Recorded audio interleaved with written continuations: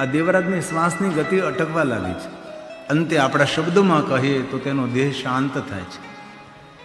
હવે એકે સારું કામ તો કરેલું નહીં હતું.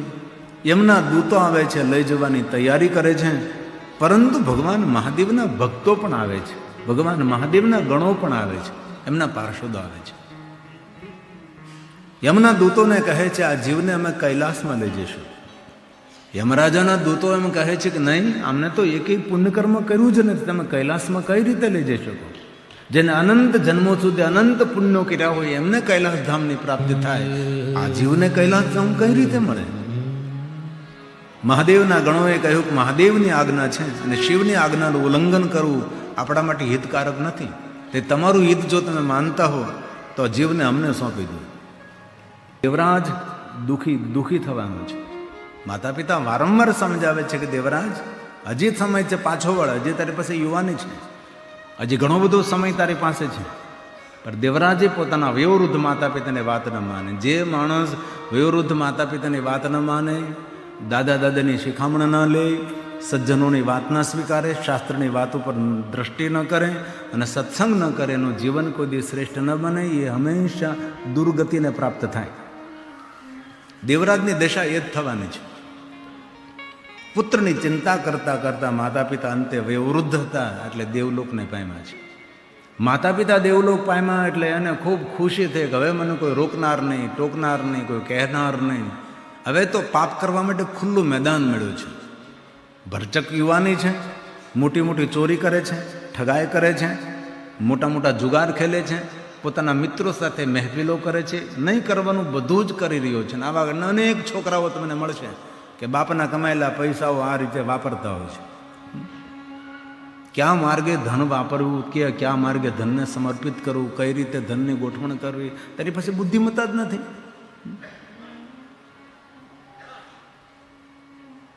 હવે કોઈ કહેનાર નથી, રોકનાર નથી, કોઈ ટોકનાર નથી. યુવાની છે, મોટી મોટી ચોરી કરે છે, પાપના માર્ગે પોતાના જીવનને વ્યક્ત કરી રહ્યો છે. સમય કોઈનો પકડાતો નથી, સમય જતો રહ્યો છે. બસ સમયને યાદ કરવાનો રહ્યો. એ સમય ફરી પાછો આ દુનિયામાં કોઈને મળતો નથી. અને આ દેવરાજની વૃદ્ધ અવસ્થાનો પ્રારંભ થયો. માંસાહારી વ્યક્તિ, મદિરાપાન કરનારો, શરીરમાં અનેક પ્રકારના રોગ નીકળ્યા છે. અને યુવાની પૂરી થાય ને એટલે ખબર પડે કે કેટલા રોગ શરીરમાં ધરબાયેલા હતા. અને આપણું પહેલું કર્તવ્ય છે આપણા શરીરને ધ્યાન રાખવું. આરોગ્યથી ભરપૂર, તંદુરસ્તીથી ભરપૂર આપણું જીવન હોવું જોઈએ. આપણી જાત પ્રત્યે આપણે સજાગ અને સતર્ક રહેવું જોઈએ. એમાં બુદ્ધિમત્તા છે આપણે. હવે ધીરે ધીરે વૃદ્ધ અવસ્થા વધવા લાગી. શરીરમાં એક પછી એક રોગ ઘર કરવા લાગ્યા અને દુઃખી થયો છે માણસ. હવે તો ચોરી પણ નથી કરી શકતો. પોતાની પાસે ધન તો નથી. જેટલું કમાતો હતો, જેટલું લાવતો હતો એ બધું જુગારમાં બધું વેડફી નાખતો હતો. સમય ગયો હાથમાંથી અને વૃદ્ધ અવસ્થા આવી. એવી દુઃખદાયક વૃદ્ધ અવસ્થા આવી જે દુઃખનું કોઈ વર્ણન ન કરી શકે. ગામમાં ભટકવા લાગ્યો આ માણસ. જ્યાં ત્યાં ભટકે છે, જ્યાં ત્યાં પડ્યો રહે છે. નથી કોઈ ખાવા આપતું, નથી કોઈ પીવા આપતું, નથી કોઈ બોલાવતું. તેની સાથે મિત્રો ઘણા બધા હતા, પણ બધા જ ખુશામતખોર મિત્રો હતા. બધા જ મિત્રો સ્વાર્થી મિત્રો હતા. કોઈ પરમાર્થી નહીં હતો. આજે દેવરાજને કોઈ મિત્ર પણ સાથ નથી આપતું, નગરનો કોઈ સજ્જન પણ સાથ નથી આપતું, કોઈ તેને સાચવતું પણ નથી. અને વૃદ્ધ અવસ્થામાં દેવરાજ દુઃખી થયો છે. વૃદ્ધ અવસ્થામાં ક્યારે દુઃખી થયો? કર્યું કે કિરાતોનું નગર છોડીને કોઈ એવી જગ્યાએ જતો રહો જ્યાં મને કોઈ ઓળખતું ન હોય. આ બધા મને ઓળખે છે કે વ્યવહારનો ખોટો છે, તેથી આ સ્થાન છોડીને અન્ય સ્થાને હું જતો રહું. એમ બધાને ખબર છે કે હું જુગારી છું, માંસાહારી છું, મદિરાપાન કરનારો છું, મારું કામ હારું નથી, મારા જીવનથી પરિચિત છે, તેથી આ સ્થાન મારે છોડવું પડશે. અને જીવનમાં ઉડાન ભરવી હોય તો જે સ્થાને બેઠા હોય એ સ્થાનને છોડવું પડે. કોઈ પણ પક્ષી ઉડાન ભરે, આકાશમાં ત્યારે જ ઉડાન ભરી શકે જે સ્થાન પર એ પક્ષી બેઠું હોય. એ સ્થાનને છોડ્યા પછી જે ઉડાન ભરી શકે છે. માણસે પણ કમ્ફર્ટેબલ જીવનને છોડવું પડે અને માણસે દુઃખને ભોગવવાની તૈયારી રાખવી પડે. ત્યારે માણસ હંમેશા સફળ થાય. આપણે સુખમાં જ જીવા કરીએ તો કોઈ દિવસ આપણી સફળતા ન થાય. દુઃખને આમંત્રણ આપવું પડે, સંઘર્ષને આમંત્રણ આપવું પડે, જ્યારે માણસ જીવનમાં ખૂબ સફળ થાય અને સુખી થાય. આ માણસે નક્કી કર્યું દેવરાજે કે ગામને છોડીને જતો રહું અન્ય સ્થાને. કિરાતોનું નગર છોડીને દેવરાજ જવા લાગ્યો છે. ક્યાં જાવ તેવું કોઈ લક્ષ્ય નથી, બસ ગામ છોડીને જવા લાગ્યો છે. માર્ગમાં જતો હતો, સુંદર એક દ્વાર જોયું. કોઈને પૂછવા લાગ્યો છે આ દ્વાર ક્યાં ગામનું છે. કોઈએ કહ્યું કે પ્રતિષ્ઠાનપુર નામનું નગર છે. નગરમાં પ્રવેશ કર્યો છે. પ્રતિષ્ઠિત લોકો, કર્મનિષ્ઠ લોકો, ધર્મિષ્ઠ લોકો આ નગરમાં રહે છે. કોઈ નગરમાં પાપિષ્ઠ માણસ જ નથી. અને ઘણા ગામો આવા મેં જોયા છે. આખા ગામમાં ગમે ન મળો, સૌ સત્સંગી હોય, સૌ સત્સંગી હોય, એટલા ભગવાનના વિચારોને ભરેલા હોય. એ ગામડું તીર્થ હોય છે, એ ગામડું ભાગશાળી હોય. અને ઘણા ગામડામાં જે નકરા ઉકા જ હોય. ગામમાં કોઈ સારો માણસ તમને જોવા ન મળે. જ્યાં મળો ને જ્યાં હાથ નાખો ત્યાં હાથ કાળો જ થાય. અને ઘણા ગામડા પહેલેથી ભાગશાળી હોય છે, જેમ અમરાપુર ભાગશાળી છે. કેટલા કેટલા મહાપુરુષો આ ધરતી ઉપર નિભજ્યા છે. કેટલી મોટી લાગણીની અને આનંદની વાત છે. નગરમાં પ્રવેશ કર્યો છે. એક મંદિર જોયું તો કોઈને પૂછવા લાગ્યું કે આ મંદિર ક્યાં ભગવાનનું છે. કોઈ કહ્યું ભાઈ મંદિર નથી, આ શિવાલય છે. જ્યાં ભગવાનની મૂર્તિઓ સ્થાપિત કરી હોય તેને મૂર્તિ કહેવાય, અને જ્યાં ભગવાન મહાદેવનું શિવલિંગ સ્થાપિત કર્યું હોય તેને શિવાલય કહેવાય છે. આ શિવાલય છે. આલયમ સર્વદેવાનામ તસ્મા લિંગમુચ્છતે. આ શિવાલય છે. જિંદગીમાં શિવાલય ગયેલો નહીં, મંદિરે ગયેલો નહીં, સત્સંગમાં ગયેલો નહીં, એકદમ કાળો પાટિયો. શિવાલયની નજદીક ગયો. એક બ્રાહ્મણ દેવતા બેઠા બેઠા કંઈ પ્રવચન કરતા હતા.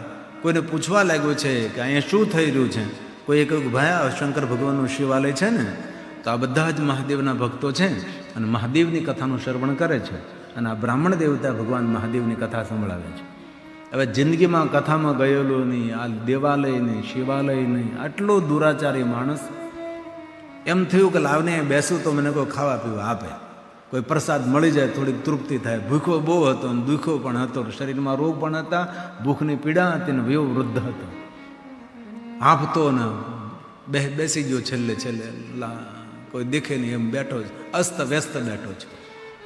કથા સાંભળવા માટે નહીં બેઠો, બસ ખાલી બેસી ગયો. શા માટે? ખાવા પીવાનું કંઈક મળે, કંઈક પ્રસાદ મળી જાય. ભગવાનનું નામ અને ભગવાનની કથા એવી છે, ભાવથી સાંભળો, કુભાવથી સાંભળો, પુણ્ય મળે છે. અજાણતા દેવરાજ ભગવાન મહાદેવની કથામાં આવે છે. ભગવાન મહાદેવનું સુંદર શિવાલય છે અને ભગવાન મહાદેવના ભક્તો મહાદેવની કથાનું શ્રવણ કરે છે. કથામાં છેલ્લે બેઠો છે, પણ વૃદ્ધ અવસ્થા છે, થાકેલો વ્યક્તિ છે, ભૂખનું દુઃખ છે અને શરીરમાં રોગની પીડા છે. ધીરે ધીરે આ દેવરાજની શ્વાસની ગતિ અટકવા લાગી છે. અંતે આપણા શબ્દોમાં કહીએ તો તેનો દેહ શાંત થાય છે. હવે એકે સારું કામ તો કરેલું નહીં હતું. એમના દૂતો આવે છે, લઈ જવાની તૈયારી કરે છે, પરંતુ ભગવાન મહાદેવના ભક્તો પણ આવે છે, ભગવાન મહાદેવના ગણો પણ આવે છે, એમના પાર્ષદો આવે છે.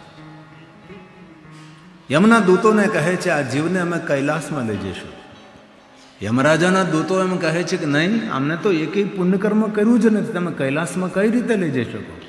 જેને અનંત જન્મો સુધી અનંત પુણ્યો કર્યા હોય એમને કૈલાસ ધામની પ્રાપ્તિ થાય, આ જીવને કૈલાસ ધામ કઈ રીતે મળે? મહાદેવના ગણોએ કહ્યું કે મહાદેવની આજ્ઞા છે અને શિવની આજ્ઞાનું ઉલ્લંઘન કરવું આપણા માટે હિતકારક નથી. તે તમારું હિત જો તમે માનતા હો તો જીવને અમને સોંપી દો. અને યમના દૂતોએ દેવરાજના જીવને શિવગણોને સોંપી દીધો અને શિવગણો લઈને ભગવાન મહાદેવના લોકમાં જાય છે. ભગવાન શિવની સામે ઊભો રાખે છે. દેવરાજ નતમસ્તક કહે છે કે ભગવાન, મેં તો મારા જીવનમાં એક કોઈ સત્કર્મ, કોઈ પુણ્યકર્મ, સારું કામ કર્યું જ નથી, મને કૈલાસ કેમ? આ મોટો પ્રશ્ન થયો જ, મને કૈલાસ કેમ? હું તો નરકી આત્મા હતો, નરકમાં જનારો હતો, નરકના દુઃખો ભોગવનારો હતો. યમના દૂતો મને લેવા માટે આવી પહોંચ્યા હતા અને યમના દૂતો કહેતા પણ હતા કે 28 પ્રકારના નરકોની સજા અને દુઃખ અને વેદનાને પીડા તારે ભોગવવાની છે. તને સુંદર મજાનું માનવ શરીર મળ્યું તો યાદ ન રાખ્યું, બ્રાહ્મણ કુળમાં જન્મ મળ્યો એ પણ યાદ ન રાખ્યું, સારા માતા પિતાને પેટ તને જન્મ મળ્યો એ બધું તને યાદ નહીં રહ્યું, તારે નરકના અસહ્ય દુઃખો ભોગવવાના છે. અને ભગવાન મને કૈલાસમાં શા માટે? ત્યારે મહાદેવજી ગંભીર વાણીપૂર્વક બોલે છે કે દેવરાજ, હું જાણું છું તે દુનિયાનું એક પણ પાપ છોડ્યું નથી. તું પાપી નથી, તું મહાપાપી છે. પણ સાંભળ, તારા વયોવૃદ્ધ જે માતા પિતા હતા એ મારા પરમ ભક્ત હતા. તારા માતા પિતાએ એટલી મારી ભક્તિ કરી છે, બેહદ ને અનહદ ભક્તિ કરી છે. એ ભક્તિના ફલ સ્વરૂપે, તારા મા બાપના પુણ્યના ફલ સ્વરૂપે અંત સમયે જ્યાં મારું શિવાલય હતું ત્યાં તો આવી પહોંચ્યું, અને જ્યાં શિવાલયનું પટાંગણ હતું ત્યાં મારી કથા થતી હતી, અને તે જાણતા અજાણતા શિવ મહાપણ કથાનું શ્રવણ કર્યું છે. અને સાંભળ દેવરાજ, કોઈ પાપીમાં પાપી માણસ હોય જેને દુનિયાનું એક પણ પાપ છોડ્યું ન હોય, એકવાર શિવાલયે પહોંચી જાય તેના જન્મ જન્માંતરના પાપોમાંથી મુક્ત કરું છું. અને જ્યાં ભગવાન મહાદેવની કથા થતી હોય ને ત્યાં કોઈ પહોંચી જાય, એ માણસના એક જન્મ નહીં, અગણિત જન્મોના પાપમાંથી તેને મુક્તિની પ્રાપ્તિ થાય છે. અંત સમયે તો તારા માતા પિતાના પુણ્યના ફલ સ્વરૂપે તો શિવાલય પહોંચી ગયો, અને જ્યાં મારી કથા ગવાતી હતી ત્યાં તો પહોંચી ગયો છે. તેથી દેવરાજ તો મારી પાસેથી વરદાન માગ. દેવરાજ કહે, ભગવાન માગવાનો કયો મારો અધિકાર, પણ આપ જો મને માગવાનું કહેતા હો તો બસ એક વરદાન માગો, મને મુક્તિ આપો. હવે બીજો જન્મ મળે ને આવા સંસ્કાર સંપન્ન માતા પિતા ન મળે અને નરકગામી બનું, તેના કરતાં ભગવાન મને મુક્તિ પ્રદાન કરે. અને ભગવાન મહાદેવ આ પાપી દેવરાજને એના માતા પિતાના પુણ્યના ફલ સ્વરૂપે તેને મુક્તિની પ્રાપ્તિ થાય. તેથી આપણે જો હારા પુણ્યો કર્યા હોય ને તો આપણા છોકરા સુખી થાય. આપણે નથી ઘણી વાર કહેતા હતા વ્યવહારમાં કે અમે વડીલોના પુણ્ય ખાય છે, અમારા વડવાઓ બહુ પુણ્ય કર્યા હતા, અમારા વડવાઓ બહુ સારા કામો કર્યા હતા એટલે અમે સુખી છીએ. આ મોઢા પર તમે જે તેજ જુઓ છો એ આપણા માતા પિતાના પુણ્યનું છે એવું આપણે કહીએ.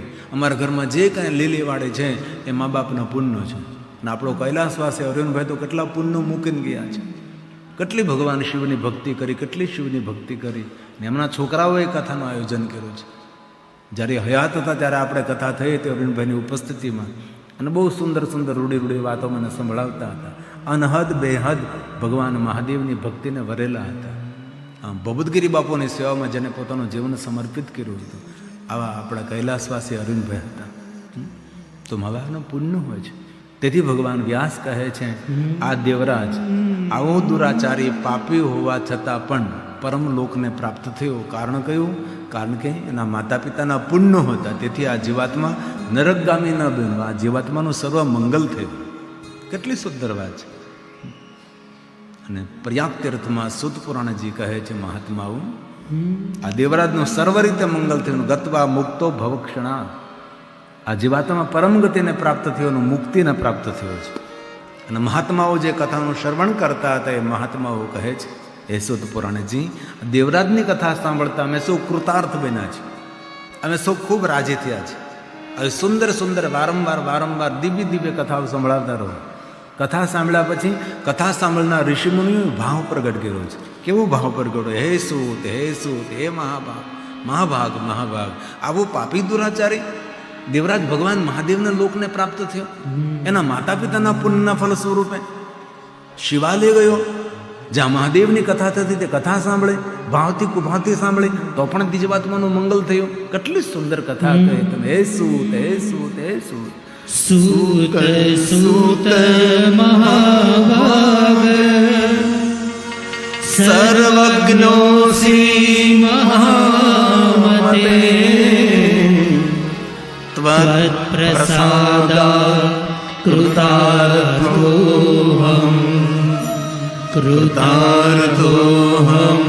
પુનઃ કૃતાર્થોહમ પુનઃ. આપના મુખેથી કથાનું શ્રવણ કરતા અમે સૌ કૃતાર્થ થયા છે. પુનઃ આવી સુંદર સુંદર કથા મળાવો. હવે પર્યાપ્ત તીર્થમાં સુત પુરાણજી બીજી કથા સંભળાવે છે. હવે હું તમને બીજી એક મહાત્મ્ય કથા સંભળાવું છું, જે કથાનું શ્રવણ કરવા માત્ર તે પૂર્ણ શિવ મહાપ્રણનું શ્રવણ કરવાનું પુણ્ય પ્રાપ્ત થાય છે. તેથી આદરપૂર્વક ને ભક્તિપૂર્વક શિવ મહાપ્રદ ગ્રંથની મહાત્મય કથાનું શ્રવણ કરો. એક કથા સંભળાવી, હવે બીજી કથાનો પ્રારંભ થાય. કારણ કે મહાત્માએ કીધું મજા આવે એટલે બીજી સંભળાવી. બધા સાંભળનાર ઋષિમુનિઓએ કહ્યું કે આ મહાત્મ્ય કથા સાંભળવામાં ખૂબ મજા આવે, પુનઃ બીજી સંભળાવે. એટલે બીજી સંભળાવી. પછી હવે બીજી કથા સમુદ્ર દેશે સમુદ્ર નિકટે દેશો. સમુદ્રના કિનારે એક દેશ હતો. કયો દેશ હતો એવું નથી કહ્યું, પણ અહીંયા બાષ્કલ નામનું એક નગર હતું. આ ભગવાન વ્યાસ બોલે છે. ગ્રામો બાષ્કલ સંજ્ઞકઃ વસંતી યત્ર પાપનિષ્ઠા વેદ ધર્મો જિતા જના. વેદ ધર્મો જિતા જના. વેદ ધર્મોથી વિમુખ જીવન જીવનારા માણસો બાષ્કલ નામના નગરમાં પાપિષ્ઠ લોકો રહેતા હતા. કોઈ ધર્મિષ્ઠ નહીં, કોઈ કર્મનિષ્ઠ નહીં, કોઈ પ્રતિષ્ઠિત વ્યક્તિ જ નહીં. ગામમાં કોઈનું વજન જ નહીં. ઘણા ગામ એવા ભાગશાળી હોય કે ગામમાં 5 માણસોનું વજન પડતું હોય. એ 5 માણસો ગામમાં નીકળે ને ત્યાં ગામની અંદર નક્કી થાય કે આજ કંઈક નવું જૂનું થવાનું છે. અને આ ગામ એવું કોઈનું ગામમાં પ્રતિષ્ઠા જ નહીં. આખું ગામ જ પાપો લોકોથી ભરેલું હતું. પાપિષ્ઠા લોકો, ધર્મનિષ્ઠ કોઈ નહીં, કર્મનિષ્ઠ નહીં, વ્યવસ્થિત કોઈ નહીં, બધા આડે ધડ જીવન જીવે. એમ બિદુંગ અને ચંચુલા નામના એક દંપતી રહેતા હતા. બિદુંગના જીવનચરિત્રની કથા કહી. બંને દુરાચારી હતા, પાપાચાર કરતા હતા.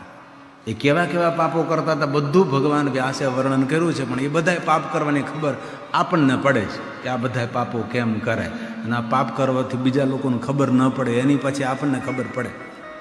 એવી રીતે આપણે કુશળ માણસો છીએ, એટલે એ પાપનું વર્ણન કરવાની કોઈ જરૂર નથી. આપણને બધાને આવડે આ બધા પાપ કરતા, અને ઘણા કરી ચૂક્યા પણ હોય છે. અને એ પછી આવડે તેના મતે કે આ પાપ બીજાને ખબર પણ ન પડે, એવી રીતે આવડત ધરાવતા માણસો હોય છે. બિદુંગ અને ચંચોલાજી દુરાચારી છે. એકવાર મદિરા પીધેલી હાલતમાં, અપવિત્ર અવસ્થામાં અકસ્માત દ્વારા બિદુંગનું મૃત્યુ થાય છે. પાપી બિદુંગનું મૃત્યુ પામ્યું એટલે નરકમાં ગયો. 28 પ્રકારના નરકોનું વર્ણન કર્યું છે. એ બધા જ દુઃખો આ બિદુંગે ભોગવ્યા છે. તો પણ પાપ પૂરા નહીં થયા. અને પાપ કેટલા કર્યા છે? નરકના દુઃખો ભોગવવાથી પાપ પૂરા ન થયા. વિંધ્યાચલ પહાડની ગુફામાં ભૂત બની અને વાસ કરવા લાગ્યો છે. પ્રેત બને, રુધિરના આંસુથી રડે છે. અને ચંચોલાજી, જેનું મન ચંચલ છે, અનેક પ્રકારે દુરાચાર કરે છે, અનેક પ્રકારે પાપાચાર કરે છે. જીવન વ્યતીત થવા લાગ્યું છે. સમય જીવનનો જતો રહ્યો. વૃદ્ધાવસ્થા આવી. કોઈ પોતાના સંપર્કમાં આવતું નથી. પોતાની પાસે ધન કમાવાની શક્તિ નથી. અને આ ચંચોલાજી વૃદ્ધાવસ્થામાં દુઃખી થાય છે. હવે આ બાષ્કલમનું નગર છોડીને જવા લાગે છે. ક્યાં જાઓ તેવું કોઈ લક્ષ્ય નથી, પણ જવા લાગે છે. દૂર દૂર નજર કરતી હતી. એક મંદિર જોયું, ત્યાં ગઈને ત્યાં દેવયજ્ઞ નામના બ્રાહ્મણ ભગવાન મહાદેવની કથાનું ગાયન કરતા હતા. ભગવાન મહાદેવના ભક્તો ભગવાનની કથાનું શ્રવણ કરતા હતા. કથામાં જઈને ચંચોલાજી બેસી જાય છે. કથામાં કોઈ ચિત્ત નથી, કથામાં કોઈ ભાવ નથી, પણ સાંભળે છે. ઘણા લોકોને કથામાં ભાવ ન હોય, ભક્તિનો, પણ સાંભળે છે. સાંભળે એટલું સારું કહેવાય. કોઈનું ન સાંભળતા હોય એ ભગવાનની કથા સાંભળે એ બહુ મોટી વાત કહેવાય. બેઠી છે ચંચુલા. પણ તે જ સમયે દેવયજ્ઞ બ્રાહ્મણ કર્મના સિદ્ધાંત પર બોલવા લાગ્યા છે. જીવનમાં જેવા જેવા કર્મો કરીએ તેવા ફલ મળે. સત્કર્મોનું ખૂબ વર્ણન કર્યું. ખૂબ પણ કેવા સત્કર્મો કરવાથી કેવા સુખ મળે, કેવી શાંતિ મળે, કેટલો આનંદ મળે, બધા સત્કર્મોનું વર્ણન કર્યું. યજ્ઞકર્મોનું વર્ણન કર્યું. પૂજા, યાત્રા, દેવ દર્શન, સેવા, દાન, ધર્મ બધું જ વર્ણન કર્યું. અને પછી કુકર્મોનું વર્ણન કર્યું છે. કેવા કેવા પાપ કર્મો કરવાથી કેવા કેવા દંડ મળે, કેવા કેવા પાપ કર્મો કરવાથી દુઃખ મળે અને જીવનની શાંતિ જતી રહે, એના પર ખૂબ વર્ણન કર્યું છે. હવે ચંચોલાજી કથા સાંભળતા સાંભળતા નિર્ણય લેવા લાગ્યા કે પહેલાં જે વર્ણન કર્યું એ બધા સત્કર્મો કહેવાય. એમાંનું એકેય સત્કર્મ મેં મારા જીવનમાં કોઈ દી કર્યું તો નથી, પણ કરવાનું વિચાર્યું નથી. અને હવે જે વર્ણન થાય છે બધું મારા જીવનમાં મેં કર્યું છે. આ બધાએ કુકર્મો કરીને બેઠી છું. અને કથા સાંભળતા સાંભળતા ચંચોલાજી જાગી ગયા અને પોતાની જાતને કહેવા લાગ્યા કે હું પાપી છું. બીજાને પાપિયા કહેવાનું બહુ સરળ છે, પણ પોતાની જાતને મોસમ ખલ કુટિલ કલશ કામી, પોતાની જાતને પાપી કહેવી એ અઘરું પડે. ચંચુલાએ પોતાની જાતને ઓળખી લીધી છે. અને કથા આપણી જાતને ઓળખાવે છે કે તું કોણ છે. કથાને પૂર્ણ કરી દેવજ્ઞ બ્રાહ્મણે. ચંચુલાજી ઊભા થયા. બ્રાહ્મણ જે માર્ગે જતા હતા ત્યાં ઊભા રહ્યા છે અને હાથ જોડીને પ્રણામ કર્યા છે અને કહ્યું કે હે બ્રાહ્મણ દેવતા, મારા થોડાક પ્રશ્નો છે, 1 મિનિટ મારા માટે, થોડી વાર માટે તમે ઊભા રહો. બ્રાહ્મણ દેવતાએ કહ્યું, તમે કોણ છો? તો કે હું એક બ્રાહ્મણની પત્ની છું, મારું નામ ચંચુલા છે. તમે જે કથામાં વર્ણન કર્યું એ બધું સાચું છે? અરે પ્રભુ, આ તો ભગવાનની કથા છે. તો સત્કર્મો કરવાથી સુખ મળે ને કુકર્મો કરવાથી દુઃખ મળે, વાત સાચી. બ્રાહ્મણ દેવતા થોડું થોડું હસતા કહે છે કે અરે બહેન, આ તો પ્રભુની કથા છે. જીવનમાં જેવા કર્મો કરીએ એવા જીવનમાં સુખ દુઃખના અનુભવ થાય. તો સાચી વાત છે બેન. તો ચંચુલાજી એ જ સમયે તે બ્રાહ્મણ દેવતાને સામે સ્વીકાર્યું છે કે તમે જે કથામાં વર્ણન કર્યું એવા બધા કુકર્મો મારા માટે સામાન્ય છે. સત્કર્મોનો તો કોઈ વિચાર કર્યો જ નથી મેં, પણ જે તમે પાપકર્મોનું વર્ણન કર્યું આ બધા જ પાપકર્મો મેં કર્યા છે. અને તમે જે વર્ણન કરી શક્યા નથી, તે શબ્દોની મર્યાદા તમે છોડી નથી, એવા બધા જ પાપકર્મો મેં કર્યા છે. તો મારે હવે શું કરવું જોઈએ? દેવજ્ઞ બ્રાહ્મણ કહે છે, બહેનજી, તમારા જીવનનો સમય તો ઘણો જતો રહ્યો છે, હવે તમારું શેષ જીવન બાકી છે. ચંચુલાજી રડી પડે છે કે હવે મારી પાસે સમય નથી, હવે સમય મારી પાસે બહુ ઓછો રહ્યો છે, મને કાંઈ માર્ગદર્શન કરો તમે.